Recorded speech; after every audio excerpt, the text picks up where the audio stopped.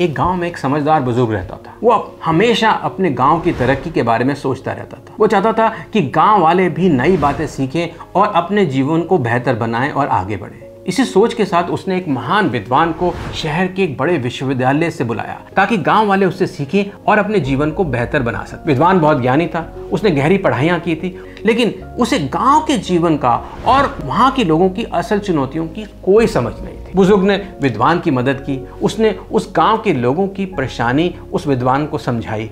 साथ ही बुजुर्ग ने गांव वालों को भी अनुशासन में रखा ताकि वो विद्वान के ज्ञान का पूरा फायदा उठा सके, क्योंकि विद्वान ने गांव में ज्यादा दिन रुकने की सहमति नहीं दी थी। पर धीरे धीरे गांव वालों को बुजुर्ग की ये सख्ती अखरने लगी। कहने लगे कि बुजुर्ग तो बहुत कड़क है। वे आपस में फुसफुसाने लगे कि हमें सीखने दो अपने तरीके से, ये बार बार बीच में क्यों आते हो। कुछ समय बाद एक दिन बुजुर्ग गांव छोड़ के चला गया। गांव वाले बहुत खुश हुए, अब कोई रोकने टोकने वाला नहीं है, उन्होंने सोचा। शुरुआत में सब ठीक ठाक लगा, विद्वान अपनी बात समझाने लगा और गांव वाले अपने तरीके से सीखने लगे। लेकिन फिर धीरे धीरे मुश्किलें बढ़ने लगी। विद्वान, जो गांव की रोजमर्रा की परेशानी से अनजान था, गांव वालों से जुड़ नहीं पाया।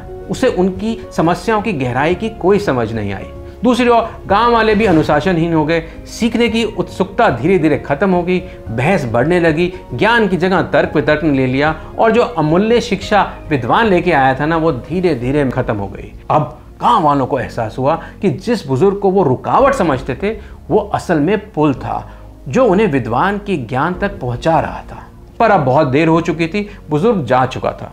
ये जो सच्चे लीडर होते हैं ना, वो पसंदीदा बनने की या फेवरेट बनने की चाह नहीं रखते। वे असली और परमानेंट बदलाव लाने में विश्वास रखते हैं, भले ही लोग उनकी कोशिश को उस वक्त ना समझ पाए। आज ही अपने जीवन में उन लीडर्स, मेंटर्स और गाइड्स की कदर कीजिए, क्योंकि जो आज आपको टोकते हैं ना, वही कल आपकी कामयाबी की वजह बनेंगे। आपको मेरी बात पसंद आई हो तो दूसरों से शेयर करें। कल फिर मिलते हैं।